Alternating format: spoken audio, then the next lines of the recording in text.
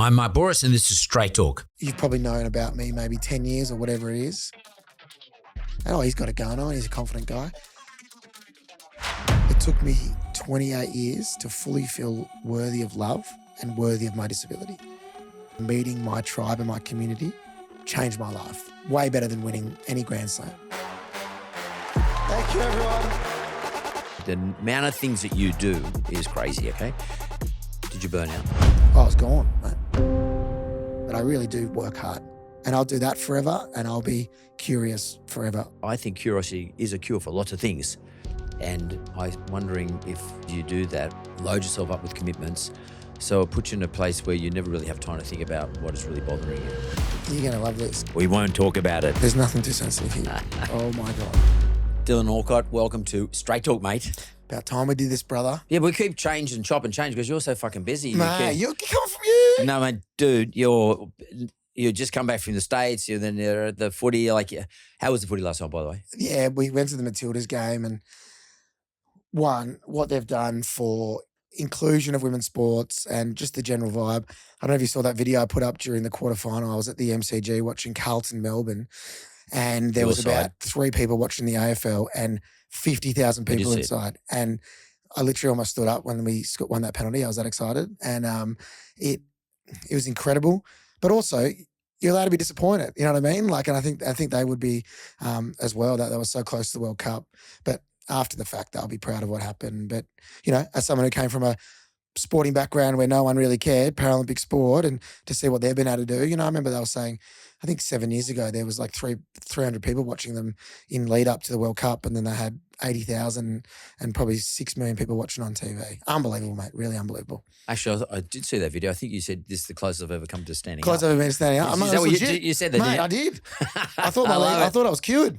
I was going to call someone and be like, the Matildas. Unbelievable. All this medical research, don't need that. You just need a bloody World Cup win and then I'm back. Yeah, look, they did make us feel really proud, and it's pretty interesting, like as you said, like in terms of inclusion. But women's, I've been to 4 World Cup men's finals, and although we're not in the final, I went to Mexico, I went to Rome, I went to Paris when the French won, and I was in Germany and in Berlin. And this, obviously Australia wasn't playing in the finals, but I was more excited watching the girls or the women play last night than I've ever been at any stage, but I was also equally more disappointed than I have been at any stage. I was actually so flat.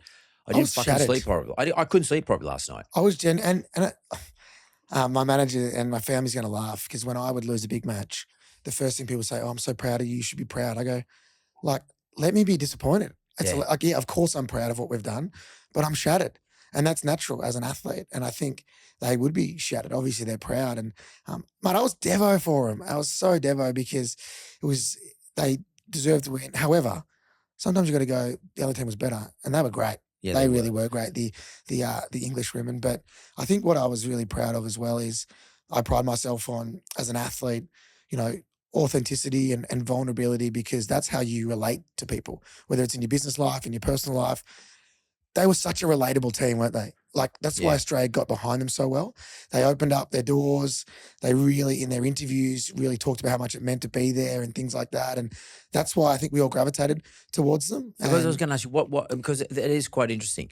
It dragged people, kids, women, men, people who wouldn't ordinarily watch it. Like you, I was at a Roosters match watching the game Saturday last week in the quarterfinals, and the crowd was cheering outside of the game. Yeah. So in other words, the game's going and the players are looking around and saying, what the hell? I did nothing. Yeah, happened to the AFL too. We just had a scrum. What's the big deal? Someone got a handball on the wing and everyone's cheering. They're like, that wasn't a pretty normal handball. It was great. Yeah. But what do you think it is? You said vulnerability, authenticity. What is it about the women that sort of gave us permission to really love watching them? Well, I think that relatability of them are really being grateful and appreciative of the moment, because they've come from a sporting, I'm, on the outside, I'm not speaking on behalf of them, but I can only speak on behalf of myself. And, I came from a place, my first Australian Open, there was 3 people watching. my last one, there was a full rod laver and 2 million people watched on TV, and they held the 9 News to watch my last match. That doesn't happen for an athlete with disability, and I was so grateful for it. And I know the Matildas feel the same way, and it's because of the athletes, the women that became before them who didn't get the recognition that they deserve, And I think because of that, they talked about it, how much it meant for them to play on home soil and how much it meant to have support of the crowd. And we all bought into that, you know what I mean? Because we appreciate that grind that they went through. And do you know why we watched? Because it was elite, because it was entertaining, because it was incredible. It was incredible sport, right? That's the main reason, not because of anything else. And I think changing that narrative around, people that crap on about men's sport being better, it's not true, right? Women's sport or Paralympic sport or whatever, it might be different, but it's still elite in its own way in whatever way that is. Man, I was entertained last night, like watching Sam Kerr score that goal. Oh my God. Under not just scoreboard pressure, but community and country pressure. That was one of the best sporting moments I've ever seen. I don't think anybody understands the pressure of playing on home soil at a World Cup where you're like probably the second highest rating thing ever behind Kathy Freeman in this country, right? That is unbelievable pressure. And to do that in that moment was unbelievable. It was actually unbelievable to see. And Sam's such a bloody legend and lucky that we know each other. And yeah, mate, it was special. And I think it will. I don't even think hopefully it's going to have a big impact on not just participation of young people, but especially young girls in this country. But they all deserve to get sponsors. They all deserve to earn a living. They all deserve to get eyeballs on it moving forward because it is elite sport that people want to watch. And I think this World Cup proved it. Do you think that governments, I know you're a mate of Albo, do you think governments should jump on this and do more for women's sport in Australia? Or do you think all of a sudden that'll look like, or indeed will be, more jumping on the bandwagon? I mean, what do you think? I mean, because there'll be a lot of people in other sports too, by the way, who will say, well, just because the women, what about my sport? It might be badminton or something like that. I mean, what about that? Well, I'll give you an example. We won the Netball World Cup this week. Yeah, and they get nothing. They didn't get much of a blip, and that was a bummer. Yeah. And it was overshadowed by the women's football. And shout out to them for winning the World Cup as well. And they do it often too. It's not exactly. The first time. Yeah, I think it was because we're normally crap at soccer. I think that's also why, especially the Matildas have always had much more success than the Socceroos, and they're a great team. The Socceroos, they're on the up and up and up as well. But I think, there are a lot of sports that you got to fund and things like that. And, whether it's women's football or, as you said, badminton or the Paralympics, and everyone's fighting for the same dollars, but you can't just invest in the big profile sports all the time, the ones that might bring in big revenues or whatever, like a lot of the men's sports in this country. And they got to share the load and obviously I to make decisions around it. And, but yeah, it is getting better, mate. And I mean, of course I would call for greater investment in the sports that don't get as much support corporately as some of the other sports, because otherwise, like when I'm very lucky, mate. And there were so many athletes with disability who live on a disability pension like I used to. Like I was on a disability pension 7 years ago still, and I'd won 3 gold medals. You know what I mean? And then I was very lucky that I started getting community sport, corporate support and that, where I can make a living. And it was tough. I can't even tell you how tough it was. Like buying $10,000 wheelchairs when you got no money and stuff like that. So yeah, mate, we love sport. But then saying that, sport's great, but you've also got to invest in education. You've got to invest in employment. You've got to invest in access. You've got to invest in everything. So and health. yeah. Well, it's funny you should say that. When you said that corporate sponsorship, that's a very interesting point. And I think it would have been in 2000, but for the 2000 Paralympics, was Paralympics in 2000 or is it? Yeah, 2000. No, same time. Yeah, 2 weeks after. Same period, right? The Olympics is the crappy warm-up event for the Paralympics, I call it. Right. Okay. Yeah, I remember that. I remember that period. Was it August, September, or something? Yeah. To that. And I was invited to a big event to raise money for the Paralympians, and obviously I'm invited because they're trying to raise money. Yeah. I mean, and I had a business in those days, and I bid on something, and I think I bought it for 80 grand. But I just thought to me I felt it was my duty. You're a bloody legend. To do the right thing. Okay. Other people bid money, but I'm not the only one. Lots of money was raised, etc. But you know what's interesting? 2 weeks later, I got criticised in a newspaper, and I won't say which newspaper it was, and the words were dining out on donations to the Disability or Paralympians. something, yeah. And then, whoa. And of course, I had then shareholder pressure, I had board pressure, I had just general pressure around the place. And I thought, okay, well, I'm not going to do it again because it looks as though I'm trying to leverage something, which I wasn't. I was just Yeah. there. I don't even know what I was bidding on. I actually do know what I was bidding on. It was a tapestry that was donated by Singo to this event. Yeah. Anyway, I bought it. I don't even know what That- bloody tapestry is these days. Yeah. But how do we deal with that shit? Like, I mean, how do we deal with it? I mean, Well, we hear that all the time, especially around like people with disability in employment or whatever it is, or advertising. You know, people's like, "Oh, you just chuck it in there to be token or whatever it is." But it's one, we can't survive without you doing that. Yeah. Like we wouldn't have been able to go, so we're grateful for it. As long as your intentions are in the right place, which they were in your case. But you know, I'll give an example with like we say advertising. People say, "Oh, you've just chucked someone with disability in there just to do, you know, to look good." You actually don't care. Do you know why advertisers should have people with disability in their commercials? Because 20% of the Australian population have disability. 1 in 5 people, visible or invisible disabilities. And guess what we are? Consumers, just like you, who want to go out and have choice and control, just like you, who want to buy things, just like you. We want to see ourselves on screen, just like you, doing normal things. We want to get normal jobs, just like you, so we can contribute. We want to get education. We want to go on dates. We want to go to the pub. We want to go on planes. We want to go to festivals. We want to do normal things. So it's actually wrong. And you know what? You know, stuff them for doing that, brother, because that also reflects badly on us because we don't then get the support and we actually then get indirectly discriminated against because we get left out because people have a timidness to engage because they think they're going to stuff it up or they're going to get criticized, right? And that's not it, because then that actually doesn't create an inclusive society, an inclusive environment for get us to get out there and be the people we want to be. And yeah, we feel that a lot as a community, that a non-willingness to engage because of something that someone might write or you might make an error really makes it hard, because then we don't get, you know, the able-bodied community are gatekeepers to a lot of things for us as they run a lot of things. And if we aren't, our voice isn't heard or we aren't included, mate, it's tough. And, you know, we need that as a Paralympics. We need that support because we don't get the big bucks that everybody else, especially back in the day. You used to have to pay to go to the games back in 2000, mate. As an athlete? Yeah, like it was tough, mate. 92, 90, I'm pretty sure, yeah. Like you had to contribute to go when the Olympians were getting shed loads of cash, you know? So I wish I could go back in time and support you. I was 9 years old back then, so I'm sorry I didn't. That made me feel so I'm old. sorry I didn't go back to the media. I would have been like, man, Mark's a bloody legend, you know?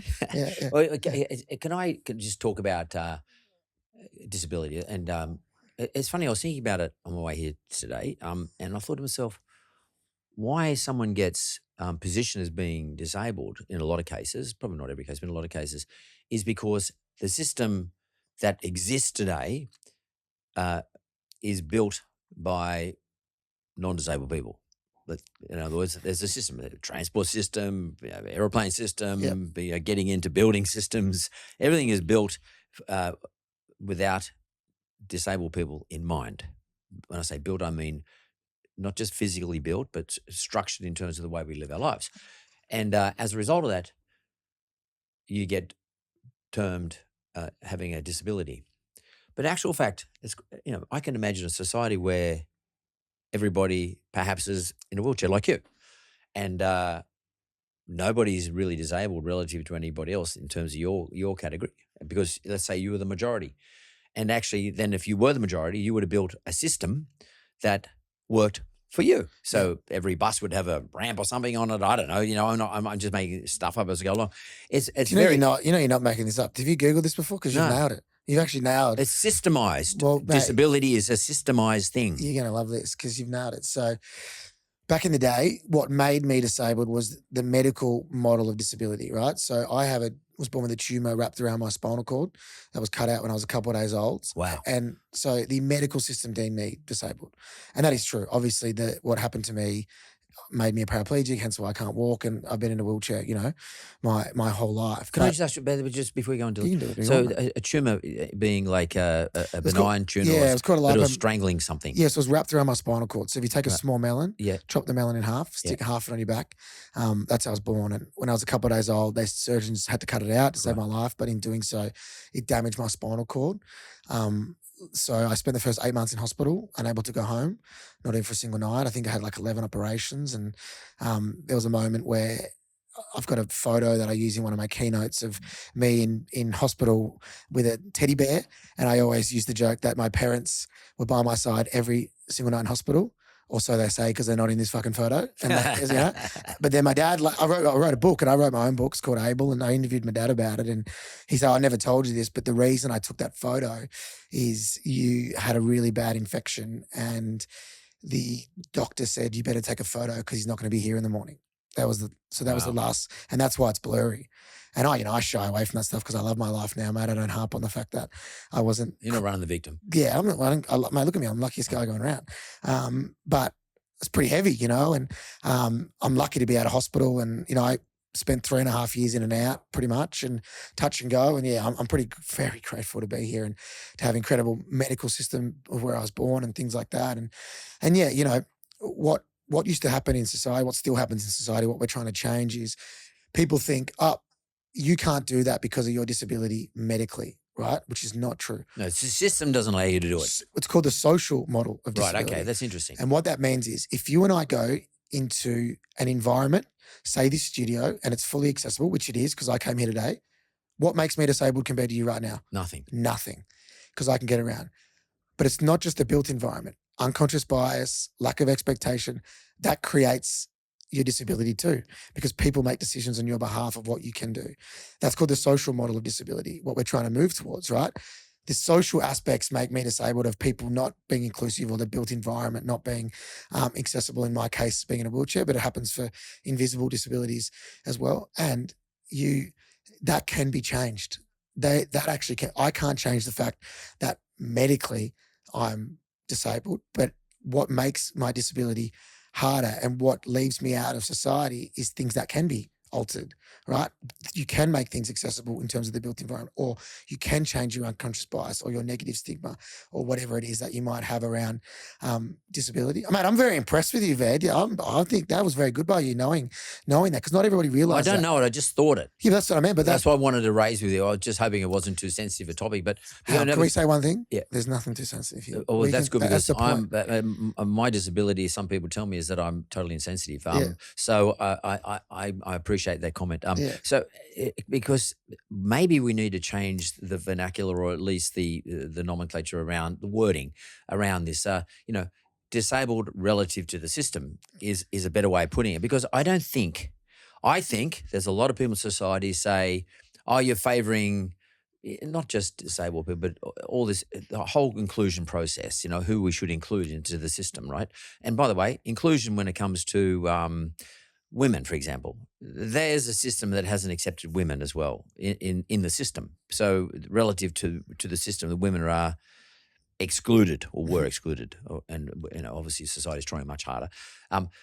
So I think we need to have an education program. I mean, a serious education program, and maybe kids need to be educated around this sort of stuff. Someone needs to explain this. I mean, I just happened to think about it because I was seeing you. Yeah. And but if I wasn't seeing you today, Dylan, I probably wouldn't have thought about it. So therefore, I might have had an unconscious bias in my mind. And everyone with disability, I only speak on behalf of myself, right? And I only know my lived experience.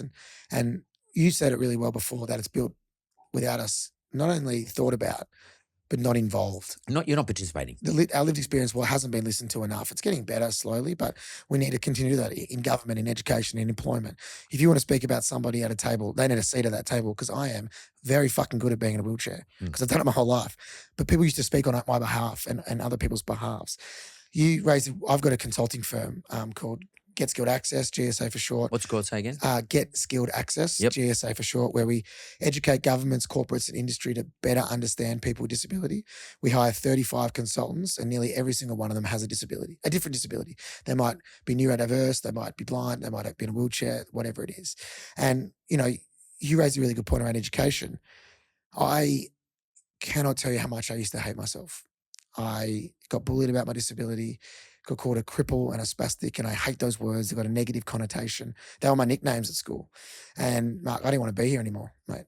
Especially for a little kid. And guess what? How many minutes of disability education did we do at school in 13 years? 0. How many do we still do? 0. Probably 0.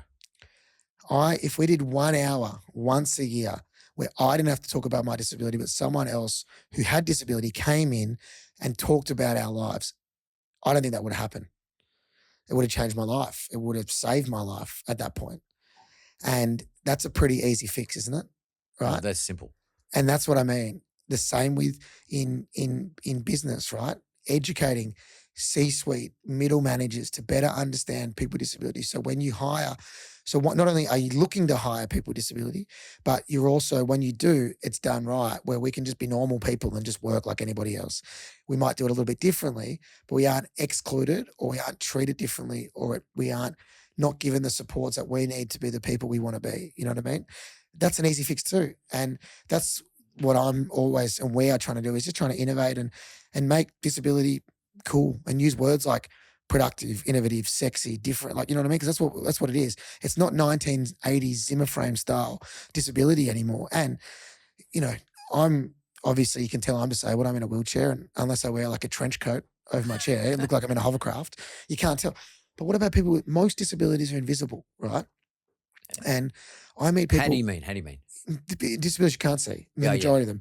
Neurodiverse, you might have low vision, low hearing, you know, autism, Asperger's, whatever it is. And it can be incredibly hard for people that have invisible disabilities, because they might go to work, they might get a job. Imagine going to work every day and not being able to be your authentic self and not feel safe to be your authentic self. Because you're sort of hiding something. You're hoping no one's going to notice You know something. why? Because you won't get a promotion. Yeah. Because you get treated differently. That sucks. And guess what? If you've got an invisible disability, you have zero pressure to tell anybody. You don't have any pressure to go out and tell anybody about anything about you. It's not up to you to do the work. It's up to everybody else to do the work. It's up for society to do the work, community, corporate Australia, government, whatever, to create environments to show that they care, and you won't be treated differently if you have a disability. And, you know, I met a little girl last year. Her name was Claudia. She was in a pink wheelchair and it was sick, right? And I was like, "G'day, I'm Dylan." She's like, "Oh, hey, Dylan, you know, I'm Claudia." I said, "I love your wheelchair." You know, we were talking about, you know, her, and I said, like, what's your disability? And her mum goes, "She hasn't got a disability." And I went, "Ooh, she clearly does." And if your mum's telling you you don't have a disability, you're eventually going to realize you do. And see how that's creating a negative connotation for that little girl, that disability is bad.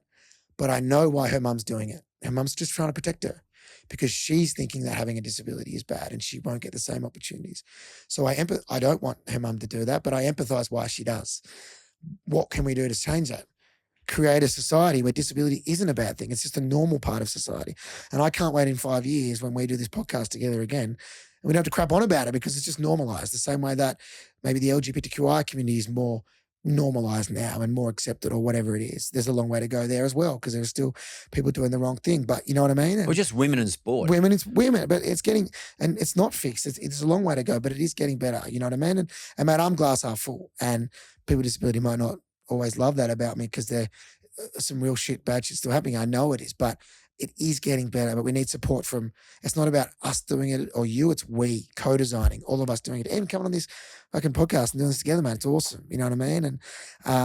And you know, we just need more mainstream representation across every industry. So it's not just a select few like me or Kurt Fearnley crapping on about it. We need more voices who know way more than us getting the opportunity to get out there and speak, and whether it's sport or education or in film and TV or whatever it is.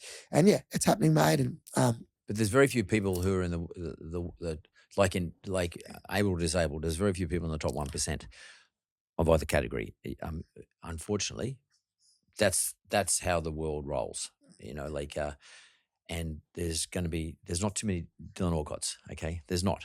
That's just like there's not too many, I don't know, Kerry Packers. Mate, yourself, say it. I'm not saying myself, but the top 1%ers, right? Like there's not too many, but they're the people who get the voice. They have the opportunity to talk.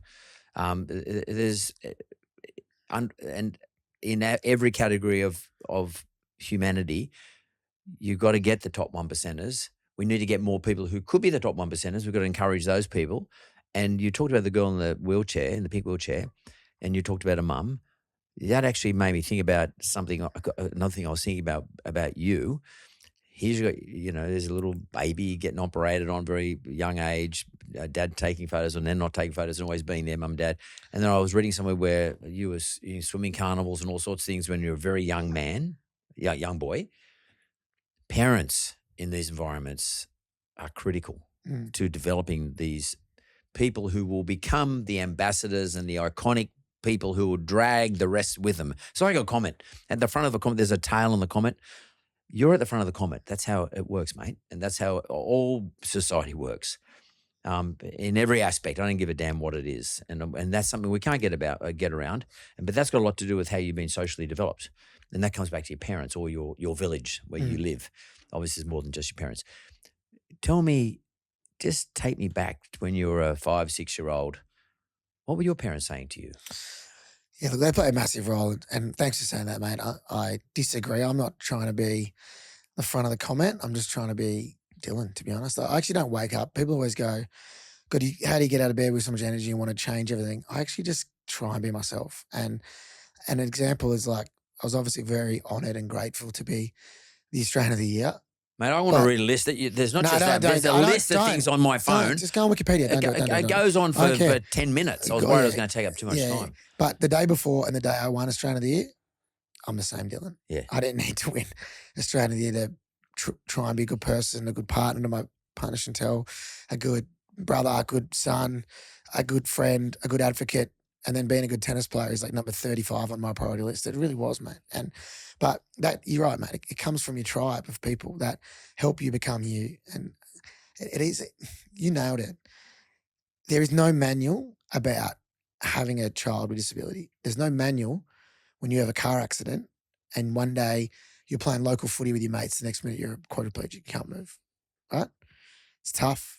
And because when I grew up, I didn't see anybody like me on TV, the radio. I saw people like you, mate. I can't be you. It was hard. And when I did, it was a road safety ad where someone drink drives, has a car accident. What's the next scene? Someone like me in tears because their life's over, deterring you from speeding.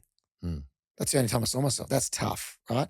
And I used to believe that was my life. And guess who else did? My family.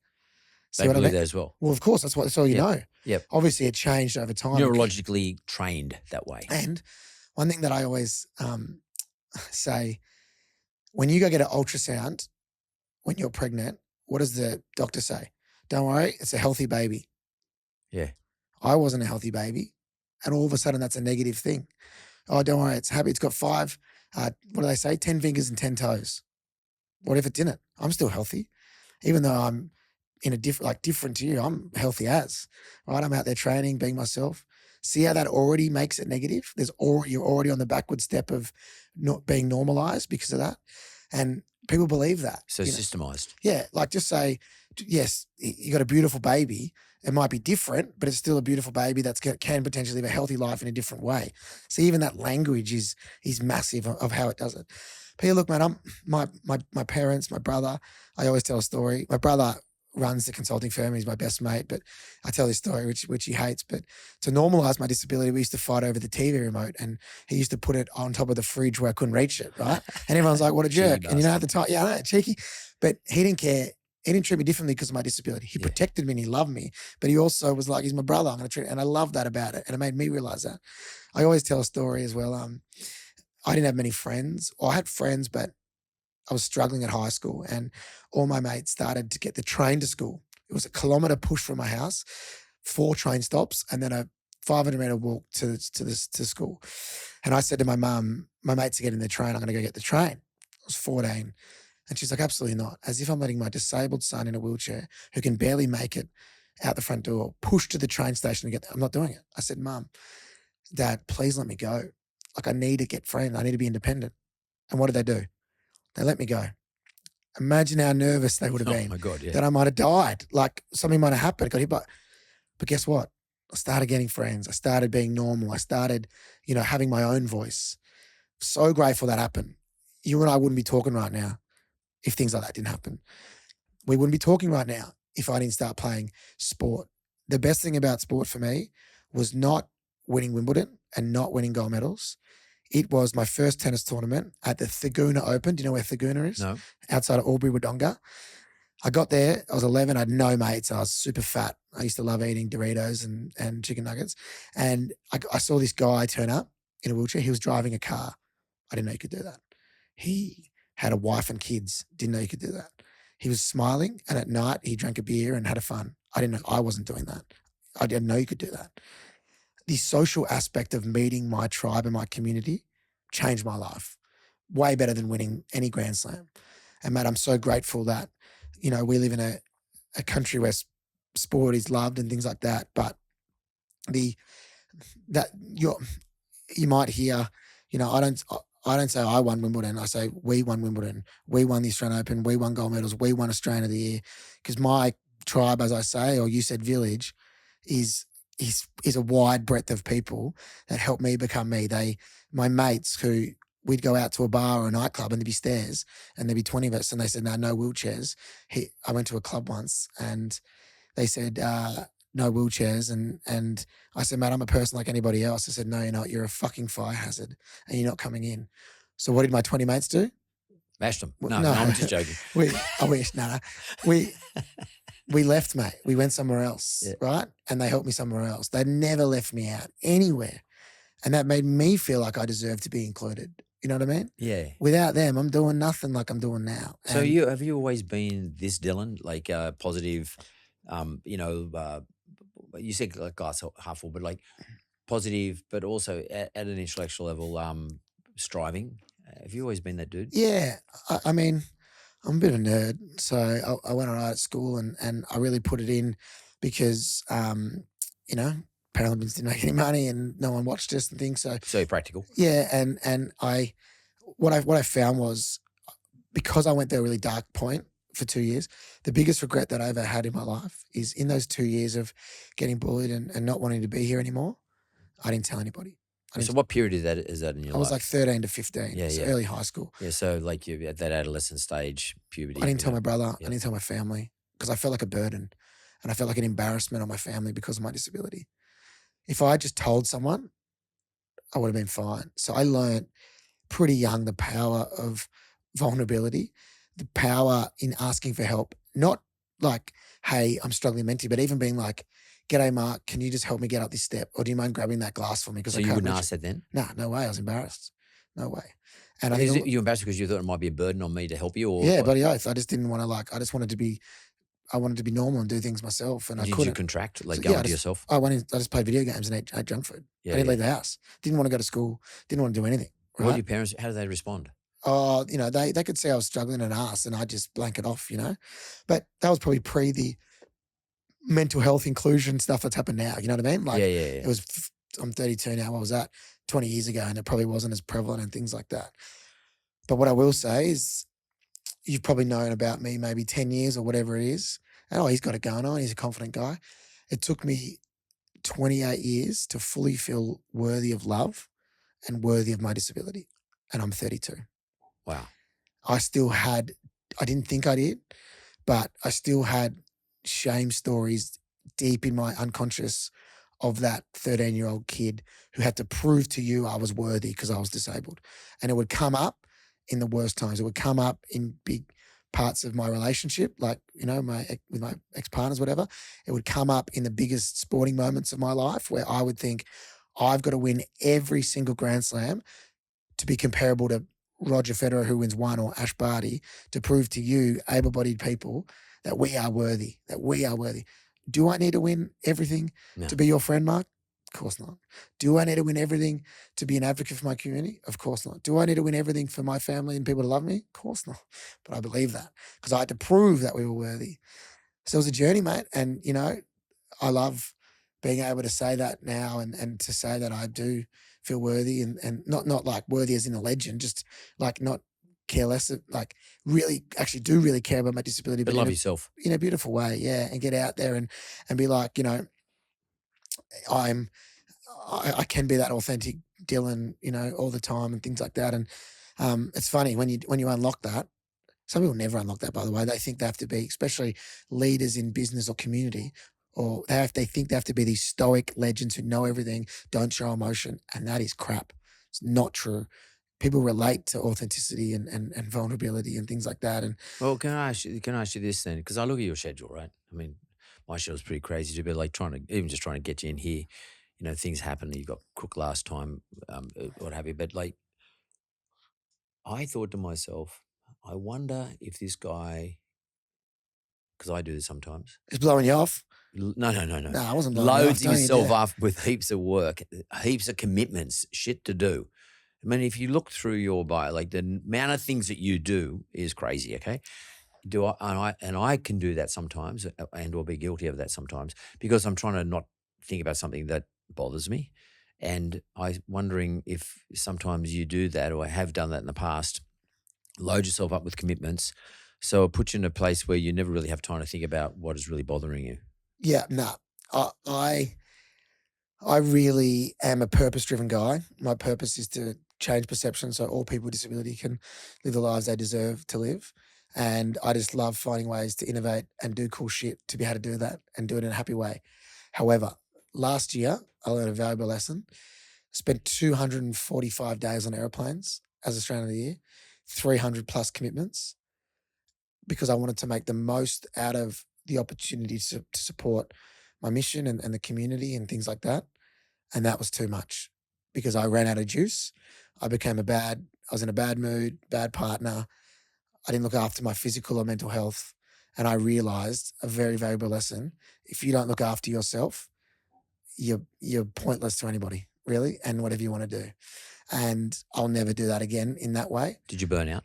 Oh, I was gone, mate. Gone. And what's that like, though? What's burnout for you? Oh, like, I just had no energy. I was Do you get on the piss? What like? nah, like I mean, a little bit, but I was more like just a grumpy dickhead. Yeah. And no, mate, that's me. Yeah. I go down that track sometimes. and I could turn it on and then I'd turn it off. Yeah, I could performance. turn it on stage, but then my family and the people around me would be like, "Oh God, you're not very nice to be around." And Yeah, nice on the stage. How Yeah. come you're so funny? yeah, But it's but I wasn't. I just couldn't. I go home and couldn't talk. I just had nothing left to give. yeah. And it wasn't like I was doing it on purpose, but I was just cooked. And I realized I wasn't going to the gym. And then when you go to the gym, you actually look after your mental health more than your physical health. Yeah. I wasn't doing anything because I had no energy. And I realized like you've really got to look after yourself to be the person that you want to be and enjoy your life, to be honest. Like I wasn't happy as well. And you know what? You said, am I height? I actually am the most happiest when I am busy doing cool stuff that I love, right? I am. And that cool stuff might include going on a date with my partner, doing like going to things and whatever it is. But doing lots of different things. You look Lots like of always. you do lots of things. I had to do a lot. I wish when I was playing tennis, I could have just sat back, played tennis, and got zillion bucks like Roger and Novak and Serena, and then had impact by being famous and could talk about what you want. But it just wasn't the case, right? I had to hustle. I'd won the year that I won the 2 golds in Rio for tennis. So I won gold in Beijing playing basketball and then tennis. Mate, I was on Triple J. I was on Channel 7 at the time doing the tennis. I was hosted on the project. I had a podcast. I was doing too much, but I had to do too much to try and build a profile to live out my purpose, not to be famous. I didn't care about that, but I really wanted to crack the mainstream to really talk about what I'm passionate about. But I loved it. In the end, I realized I was enjoying it. I was enjoying doing a bunch But that's of a different state of things. mind, though. Yeah. I mean, like that's your mindset. Oh, yeah. I'm a hustler for sure. But you're a hustle, but you enjoy the hustle. I do. Yeah, and you enjoy being busy. Yeah, can I give you an example about that right now? I could sit back right now and do keynotes and talk or just disappear and do whatever and go to the pub. But I'm actually been doing some acting at the moment, right? I saw that you're actually learning how to act. Learning acting, and I got my first big role. I'm on a TV show called Bump, which is on Stan. I'm in 8 of the 10 episodes. Filmed this week, which is cool. I don't know if I'm any good, but I'm trying my best. I'm probably crap. I'll give you some feedback. Yeah, you will. I know you bastard. But do you know What's your role? Can you tell us your role? Yeah. Oh, yeah. I'm like one of the main characters. Oh no, I probably can't yet. Actually, yeah. Okay. We'll wait till it comes out. We won't talk about it because it's probably embargoed. Yeah, I almost got in trouble then. But what I will say is, and you nailed it, I am so enjoying the hustle of learning something new, but also not proving people wrong, but like trying to do something different. And I don't want to be that famous tennis player who tries an act. I'm like doing lessons twice a week. Like I'm really giving it a crack. Look at my face talking about it. Yeah, I I'm can see loving it, mate. Your pupils are dilated. I'm loving it, mate. See? And that's what I mean. And you nailed it. Like I really enjoy, and do you know why I'm doing it? Again, for my purpose. Because does 20% of the world's population have a disability? As I said, less than 1% of that are on our screens. I hate it when able-bodied actors sit in a wheelchair and they play a role in a wheelchair. Yeah, it's yeah. like, get an Very actor in a wheel. Like, what are you doing? Right? That's why I'm doing it. It's purpose-driven. It's also because I like challenging myself and sharing stories, and hopefully I'm okay at it. But when you figure out that purpose, life becomes easy because then you can make decisions easier, right? And that's honestly what I do. And when I retired, I'll ask you, do I need to win one more Australian Open to live out my purpose? No. Of course not. That's why I retired, mate. Easy as that. Simple as that, isn't it? And everyone goes, oh, wow, that actually sounds pretty easy. And your purpose doesn't have to be to change the world of disability. It can be to be a great mum, be a great dad, be a great manager at work, whatever, right? And then you can make decisions. Is that helping my purpose? No, it's not. Well, I'm going to do that. And it can change over time as well. So like, in terms of determining your purpose, because that's a really important point. Most people don't actually ever sit down and articulate it. I don't care who they are. Most people just never sort of sit down and a lot of people actually don't think the purpose that they could arrive at is good enough. Yeah, they think it has to be massive like mine. Yeah, it has to be a big deal. No, it can be like simple, like genuinely, how do you find out your purpose? It's scary, but it's easy. You got to go, like, who am I? Like, what do I represent? And most importantly, what do I want to do? What do I want genuinely, right? And it's an intrinsic thing. It's not I want a sick car or to go to Ibiza, right? Like, or whatever. They're intrinsic. Like, genuinely, what do I want in my life, right? And then you go, hang on, is my job right now, is that person that I'm in love with or whatever helping me live that purpose? And you'd be like, they're actually detracting. And then you got to ask yourself, okay, well, can I accept that that's happening and still live or not? And if you can't, well, you're going to live a really annoyed, crappy life because you're always going to be regretting it, or you're going to be and it's not the job's fault or that other person's fault, right? You can't control that right, that other person, but you can control yourself, right? And you have to decide if you accept it or not. And if you can't accept it, well, then you have to make a decision what you do with your life. And well, how hard is that? I mean, like, it's hard, for example, telling your partner, if it's a partner you have or had, and that there's just sort of constraining what your purpose is, you're achieving your purpose. How do you come to terms with I'm going to go tell that person? Well, you either tell them, if someone's doing something that really annoys you, right? If you don't tell them that it's annoying them, it's not their fault because you haven't told them. Yeah. So you either have to accept it or do something about it, right? And if you tell them about it and then they have a negative impact, a negative reaction, well, then you got to make a decision around that. But I think most of the time, if something, whether it's your boss at work, whether it is someone you play sport with, whether it's a family member, your partner, if you go, hey, can I have an honest, vulnerable conversation around this? A lot of people will listen and try and do better. They will, right? If they don't, piss them off. Maybe not the right fit. I shouldn't say those words, but yeah. But maybe it's not right fit. Maybe it's not right fit, right? You said it better, but it's maybe not right fit. But it's the same outcome. Hey, there's an audience here listening. Yeah. They might say, like you said, they might say, I said, that's okay. Yeah. In whatever way that you do it, right?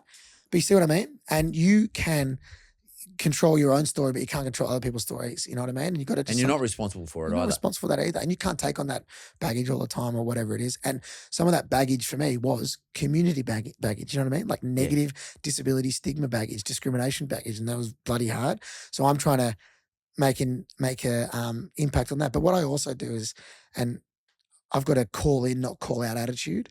Like, what's that mean? I don't go out there and bang the drum on Twitter every time something negative happens. I'd rather call in and go, this is wrong. Let's do something about it together. Because I understand why people call out, because that's all you have sometimes is to yell because no one's listened, right? But I'm lucky that I might have a platform where I think you got bigger impact co-designing and working with people rather than just screaming at people about when negative things happen. But I understand why people do that, because that's might be the only channel that they have. And it's the same way in personal relationships. Rather than just talk shit to other people about someone, you better to talk to the person about it. Well, whinging and complaining. Exactly right, yeah. Can I ask you, how important, you mentioned purpose before, but how important is it to be curious and then be prepared to learn about that curiosity? So in your life, curiosity sounds like something is really important. I mean, here you are doing acting. Is that something? Did you just leave your mind open to be interested and curious about things you've never done before, and then but do something about it? Actually, go and learn how to act. Yeah. Well, yeah. And sometimes even when I'm curious, I don't do things about it, but I've just got that knowledge, and I think it's a beautiful thing. Like even your podcast, mate, like I listen and I hear stories from all kinds of people. I go, well, I'm going to take a little bit of that. I'm going to take a little bit of that. I'm going to take a little bit of that. And that makes Dylan. I don't have a idol. I don't have a someone that I like, try and mimic. Yeah. I take a little bit of everybody to create me. People with disability before me, I loved how Obama did a speech, you know what I mean? And whatever it is. And I think that's really how I've done it, like a bit of a sponge. I'm taking lots of different things, but I always say listening and learning. People might think I love crapping on and talking, but I don't always actually. I actually really love listening as well and trying to take things on. And I might even learn things from people that come up on the street and get a photo and tell me a story about their kid. And I go, shit. Like that actually, I mean, I almost look at me, I just got a bit of an emotional reaction thinking about it. Like it happens all the time. And it means a lot, man, when that happens. Like that's probably the thing that, look, I got a bit bloody, look at me, I'm getting a bit weird in the eyes because that's why I do it. And things like, I don't know how, I've got a disabled kid who's 5 years old and I didn't even know how to talk about the disability or even acknowledge it until I heard you on Straight Talk. And it's like, wow, that's why we're doing what we're doing. It's not. That's why I do what I do too. By the way, it's not to win bloody awards. No, mate. And nice to get them, but like I agree. But you know what I mean? Yeah, and I learn in those moments and things like that. And yeah, mate, I'm always forever. To get to the point of feeling worthy of my disability and included and things like that, you don't have to go see a psycho. You can, and I recommend it. Like I always used to go.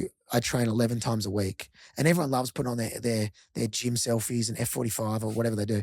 And then as soon as you go, I'm going to go see a mindset coach or a psychologist, everyone goes, "Ooh, what's wrong? Are you okay?" I just want to be better, right? But I'm not saying that might be expensive. You might not have the opportunity to do that, but you can listen to a podcast. You can talk to your friend. You can have a conversation with someone, and that is being curious in itself. It's not about doing something massive to do it. It's just about, and then you might pick something up and take that into your life, and then you act on it. You might even take something out of this conversation and do it at home or do it at work or whatever. That's being curious. And yeah, mate, I used to always, people go, "What's your biggest strength?" And I used to hate talking about it. I don't like talking about myself. But one I will say is I really, as you might say, hustling, but I really do work hard. I work hard and I love working hard. I love having a crack. I love putting myself out there, and I'll do that forever. And I'll be curious forever, I reckon. And I'm not going to sit on a beach for 6 months of the year and do nothing. I don't think I'm that kind of guy, and I know you're not that kind of guy either. Well, it's funny, those two aspects, characteristics you just talked about, hard work and curiosity are probably two of the things I talk about most to people in private, mostly. But I mean, curiosity to me is the most important thing in my life, particularly my age. I've worked out. How old are you now? 35? Next birthday, 68. But I've got. God, you're looking good. We also dressed the same today. Thanks, no, with the black. For people that can't see us, we're wearing black and all black. black. Well, no, I got white shoes on though. You got black shoes on. Hey, you got the right brand though. Nike. Yeah, no, these are good. Mate, but every year one of my sons gives me for my birthday, Father's Day, and Christmas present. I get a Nike. What do you call it? Gift card, mate. So I'm sweet at Nike. I'm sponsored, so I saw you out. Right? We'll get you some good stuff. Who sponsors you? Nike, mate. Nike, that's the guy. Yeah. So I therefore go spend it. I'm pretty grateful for that. But one of my big thing for me is curiosity because I've now. I'm 68 next birthday, and I've worked out it says, a average Australian male's lifespan, you get 4,016 weeks or something like that in your life. I've worked out that I've got 676 weeks left. Therefore, that's such a cool thing you've done. I love that. But I'm going to do that after this. But I've worked out if I live to also scary in a good way. But you got to do something with it. So I've worked out if I want to live to 100. That'll get me another 1,200 weeks. which therefore I can extend my 676 weeks to 1900 and something weeks. And I thought, well, that's not a bad idea. So my curiosity takes me down the track. Well, how the fuck do I do that? Like, what have I got to do apart from any genetic mishaps? I mean, I can't control those things, but what do I do about those things? And I get really, and you said really interesting, like I could sit back and go, because I got mates who I went to school with. And funny, I went to a school reunion the other day, and I got mates who they're just looking like they're getting ready to die. And I thought, well, what the fuck's wrong with you? And maybe curiosity is a big difference for people like us. And I would say to anybody who you're feeling a bit down, start to get curious about something. Curious and the word cure go together for me. And I think curiosity is a cure for lots of things. But it doesn't mean just be curious. You got to do something about it, like, and then go and learn. And learning is a big part, which is what you're doing. I just think you being curious about acting and how you can take inclusion to more people. In other words, yes, I can do this as can anyone else in the same condition as me can do this. But the way you're doing, you're taking it to the stage in a sort of a television sense, a broadcast sense, and then being curious about that. How do I do that? And then go and get to undertaking a course. You're lucky enough to be able to take a course, but not everyone can afford a course. Listen to podcasts. Exactly. Listen. I don't know how to take my age to 100 and increase my number of weekends and weeks to 1900. But I listen to podcasts about it. That's how I learn about it. Yeah, exactly right. And this shit's just free. Yeah. I mean, I subscribe to one of $6 a month or something, but I listen to every podcast this dude puts on. I've listened to like 100 hours of his podcasts, and I take little things out each time. I write down. That's good. People are doing that to you, mate. You know that, and that's cool as well. Hopefully, and because it's not for me, it's who I'm talking to. Yeah, I want them to pick stuff out of. But this I'm learning stuff like I love, and this is a little podcast trick for everyone listening. You have not looked at your notes once, have you? No. We're just chatting right now, and that's the special sauce. And you're not just learning off me. I'm learning off you. That like I'm going to go and do that week calculator, and not as a scary thing. People might be scared by that. That's not scary. That's I'm curious about it. I want to know. And you want to make the most out of the opportunity. And how do I fix this up? Like, how do I what can I do? Just get out there and just rip it up and enjoy my life. It might just mean, it's right, 100%. It might mean do more things. Yeah, but you nailed it as well. And like to circle back what we were talking about before, and this is how you and our brains work quick. If you want to get to 100, you got 1,200 weeks left. Is that what you said? 1,900. 1,900 weeks left. You might spend 400 of those weeks with some kind of disability in your old age. We need to make the world accessible by then, so you can still do what you want to do. You see what I mean? Yeah, I could be in a what do you call those frames? You could be in a wheelchair. You could be doing all kinds. It could affect anybody at any point, right? And you still want to be able to get out there and live your lives. You know what I mean, mate? We might be flying in rockets by then. Well, we have flying cars. Yeah, you reckon? No, 30 years. You reckon? But, no, mate, before that, I'm actually hoping way before that. And by the way, if I could be just really self-centered for a moment, mate, it's your podcast. You do you want? Your name's on the door. I walked in and Mitch said your name. People like you just made a very important point. And I never really thought about this before, but I could be in a wheelchair or I could be disabled to some extent for whatever the reason is in the next 30 odd years. And someone like you paving the way to change the system so that I can actually have a more enjoyable life or an easier life or a more accessible life to access things I want to do. It's because of people like you. Yeah. So anyone who's sitting here right now, not here, who's listening to this, who's saying, "Well, that's got nothing to do with me. Exactly. I can't see the point of this."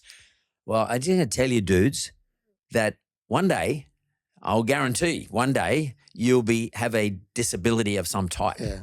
And as people like this guy and his cohort of people who will change the system so that over the next 30 odd years, in my case, I'll live the best possible life. Correct. That's what it's about, the best possible life. And just having the choice and control to live your own life. And you know what? And I say this a lot to people. Yes, it's for us right now, people with disability, but you don't know tomorrow if you're going to have a daughter with cerebral palsy. Yeah. Or your dad's going to get MND. Yeah. Or you're going to have an accident. It's actually for you too. My mother got MND. So you go, oh my God, I didn't know this world until it touches you. Yeah. So let's get ready for when it does. And I don't know what it's like to be a different race, to have a religion, to whatever, right? To be different gender, but it affects disability is the only diversity group that affects anybody at any time, no matter what your beliefs are or who you are or what your gender is or whatever it is. It's the only one because it does. And when you think about it like that, you're like, wow, that's actually true, right? That is true. It affects anybody at any point in some way. And we just want to create environments culturally socially and physically, where everybody can just do what they want to do and be the people they want to be.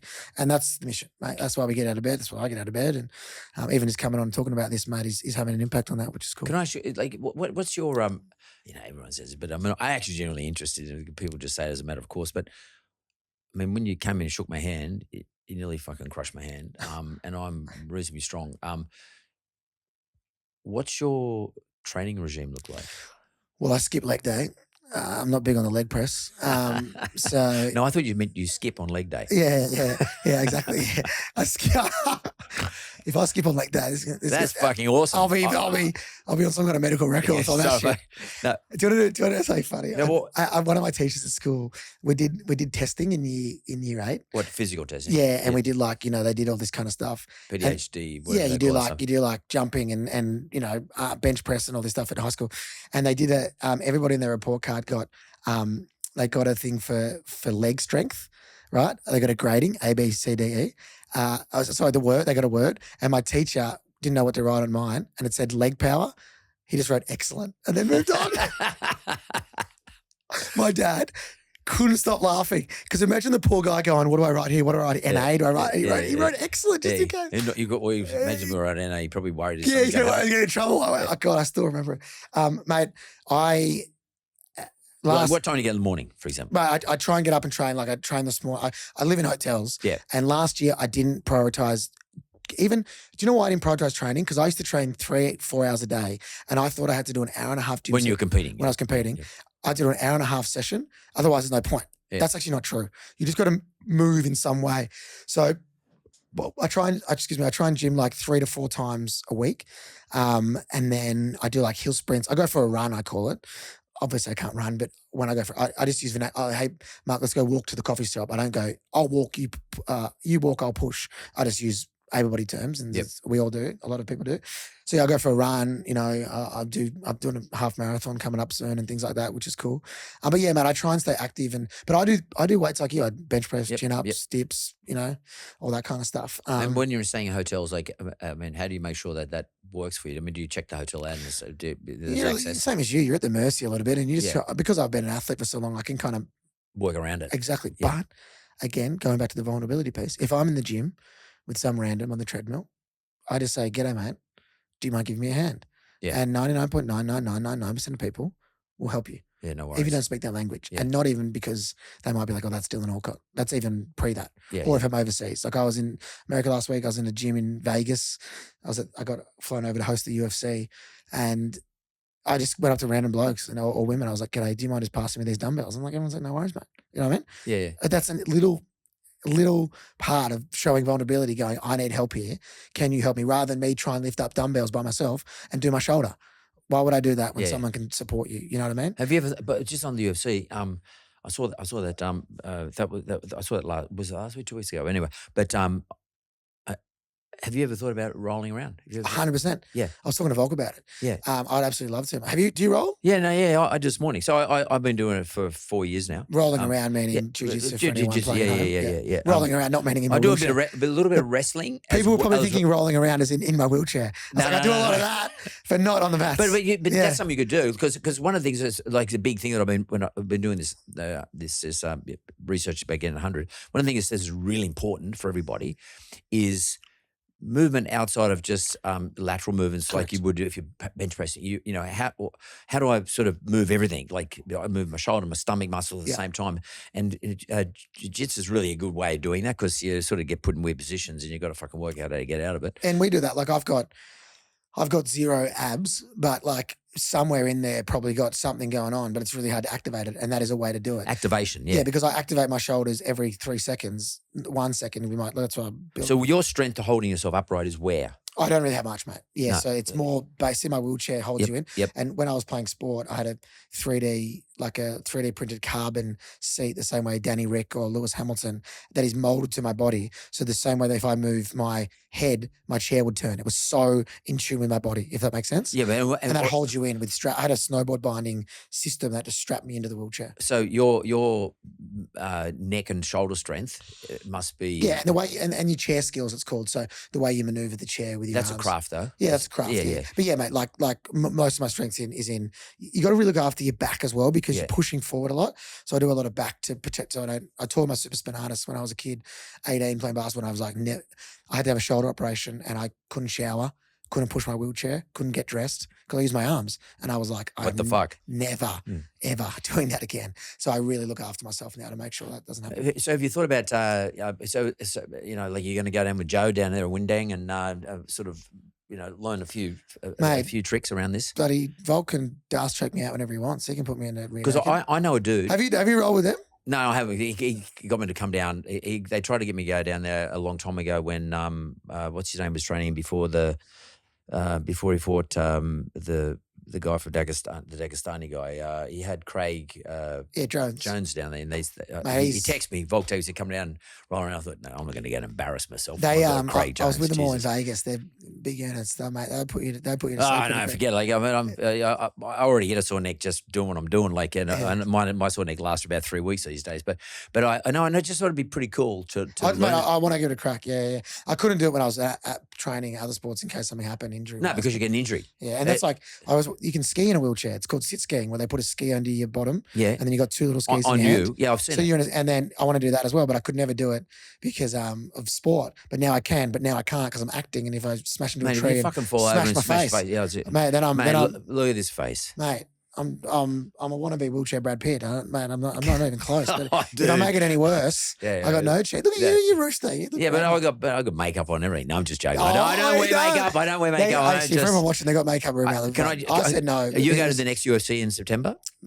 Yeah, I love it, mate. It's one of my favorites. Yeah. And I tell you what, they are some of the fittest athletes I've ever seen. Like, you go punch some pads right now. Yeah. You're gassed. Imagine also doing all the other mixed martial arts and hitting it. And also, it's pretty cool to see. I love really supporting athletes who aren't in the mainstream, cracking it in the mainstream like they deserve. Yeah. I.e. the Matildas at the moment. Yeah. They deserve it. Like, we got one of the best athletes in the country is Alex Volkanovski. 100%. But probably top 3 of them. I think about it. He's incredible. Of all time. That's what I mean. Yeah. Doesn't get the recognition he deserves in the mainstream. He's starting to get it. Love that. And he deserves that. You know what I mean? The same way that Paralympic athletes don't get it. They deserve that because they're incredible athletes and they don't get it. So it's great. I love supporting sports and athletes that deserve that and to see that transition the way they're doing is bloody well, what's really important to me in those environments is when you see you need someone like Bam Bam Tuivasa-Tai. You need someone like him sort of to put some theatre into it. Yeah. I mean, Volk's just incredibly skilled. Like, he's just the best and has been there for a long time, the best. But to really raise the awareness around it, you need someone with some theatre. And I think that's sort of what you sort of bring to the game, to your game, what you're trying to, your purpose. A little bit of theatre here and there is really, really important. No one cared that I was winning Grand Slams. They cared about what I said and the things that I was doing. And all the persona. And that's okay. Yeah. And that's what I realised. And you have to put yourself out there a bit, though. Yeah, mate, 100%. Like, I was the Sports Center in America the top 10 players on Sports Center.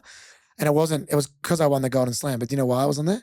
Because I went out on centre court and they introduced me to the crowd and I sculled a beer out of my trophy. You know what I mean? Yeah. And that got on Sports Center. Yeah. And that's not promoting alcoholism. This is what I did. And then that is all part of the brand. But you don't mind doing that? No, mate. The reason I got on, I crowd surfed in my wheelchair and rapped on stage with the Wu-Tang Clan. That got me the job in the mainstream media on radio, not because I won tennis tournaments, but they were like, oh my God, and you've won gold medals. Oh my God. It became that package. But you can't expect every athlete to also be a role model and advocate. Some of them just want to play sport, and that's okay. But there are other athletes who want to speak on things, whether it's important things about culture or just want to have fun and be themselves, right? And we gravitate towards that in whatever way that we do. And I tried to do a bit of everything. I luckily won some tennis tournaments. I won some awards, things like that. I can do the advocate side, but I can also be a silly dickhead and have a good time as well. And I think that kind of created the monster that we've created now. The monster. Yeah. Actually, we had a guy sitting right there called The Monster. The guy who played Jesse Williams. Yeah. Jesse sat right there. Did he? Yeah. In my wheelchair, he would fit. No. He's a monster. He's the biggest man I've ever seen in my life. He benched bloody 300 kilos, didn't he? And of course he's got the ring, etc. Like he came in here like it was like blocked out all the light sort of thing. Like Yeah. this is just a giant dude. Imagine that dude running at you on the football Oh field. my God. Well, he's out here now recruiting. He's living in Australia, but he's Yeah. out recruiting for NFL players in his communities. Yeah, cool. Especially And in the Indigenous communities. you raised a good point So about good. athletes as well. Like even like, you know, with Bam Bam, he's representing Western Sydney, who don't often get represented unless Totally. they're playing rugby league for the Penrith Panthers. Like, Yeah. you know what I mean? Like, and that's true. And he does it ferociously. But how awesome is that? And And like, I'm repping my community wholeheartedly, warts and all, because I love it. You know what I mean? And that's what it's about. It's about bringing everybody up with you, hopefully. Yeah. And them getting opportunities, not just you. And that's what it's all about. And that's what they're doing. And athletes doing community. I love that. I love that, mate. Yeah, he's really good. Before we wrap, I just want to ask one quick question, Lee. If you don't mind, you might not want to go to bed. How's your personal life now? You got a partner? Are you going to get married? Are you going to play the game? Or what's the deal? Are you going to have kids? You're looking for a Daily Mail scoop here or something, eh? Yeah, totally. Jesus. We got the cameras on you here, so just be careful. Mate, your manager over there saying, no, we're not talking about that. Mate, I'm so happy. Yeah. I'm very lucky that I got incredible partner. Chantel, she's a sexologist. She's killing it in her own right and really, you know, changing the game around that industry and normalizing it. And I'm proud of, you know, she's proud of what I'm doing in disability and vice versa. And I've got an incredible group of mates and beautiful family and love the work that we're doing at my foundation, which is called the Dylan Alcott Foundation. Really crap name, but where we support young Australians with disability achieve their dreams in employment, in education, in sport. And, you know, the support that I and we have had from the Australian community and all around the world is just, I get lost for words about it, man. I'm so grateful. And I just can't thank everybody enough for what we're doing. And personally, mate, I'm happy exploring new things and having a crack. And please don't be sad that I'm retired, because I'm happy. And I have not hit one tennis ball since I retired, and I don't plan to. And that's okay. Not because I hate tennis. It's because I'm happy doing other things and living my life and getting out there and having a crack. And yeah, mate, I'm really looking after myself and having a good time and enjoying what I'm doing, mate. So yeah, thank you for asking. How's yours? Mine's pretty good, but it's, you know, it's sort of I think I've been married 3 times, so relationships to me are pretty tough to manage, because maybe it's not their fault. Usually my fault, you know, because I just find it hard to fit everything in.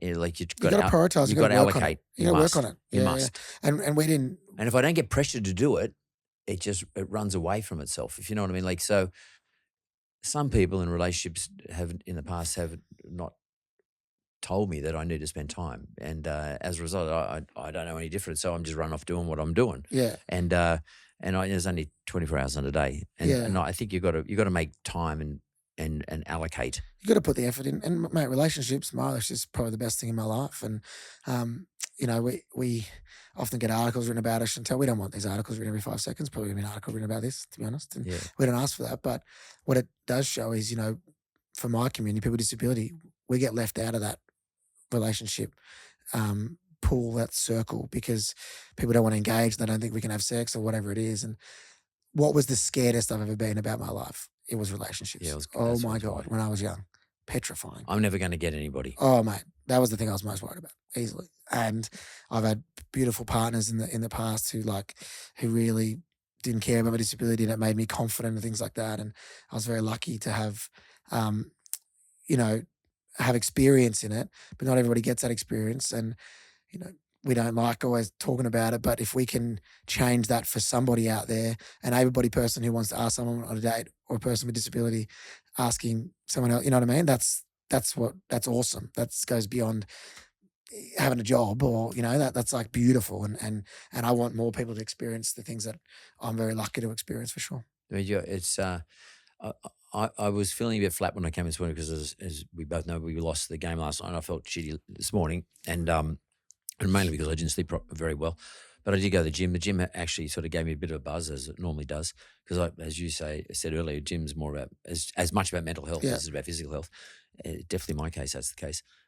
But after sitting down with talking with you this morning about the stuff that I'm getting from you, you've given me a whole lot of energy. You've energized me. I mean, I'm feeling fucking great. Let's go, mate. Yeah, let's go. Let's go to the gym. We'll smash each other.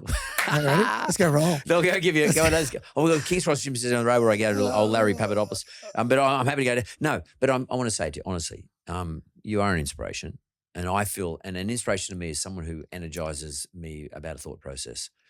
So you have energized me in relation to my thought processes, and you allow me to have an opportunity to raise living to 100 again. And sometimes we don't prosecute these things hard enough. It's a good thought. It's a good idea. We learn about it. We start curious. We learn about it, but we don't prosecute. And you are the ultimate prosecutor in terms of your purpose and your thought processes. So I really appreciate it. Thanks for the inspiration, mate. Good on you, mate. You're a good man. We sat next to each other on a plane one day and we were too nervous to say hi to each other. So we're not going to do that again, are we? Never again. No, I know. So anyone watching, it happens to all of us. I'll be ordering a gin and tonic. We will just looking at each other like, "G'day, man, how you going?" We don't know anymore. Mate, you're a bloody legend. I appreciate you giving us the space to talk. And, thanks very much. Let's be friends. Deal? Done, mate. Good on you, mate. That's pretty cool. I like you. Thank you. Love it. Great job. That was really good. That was very I loved it.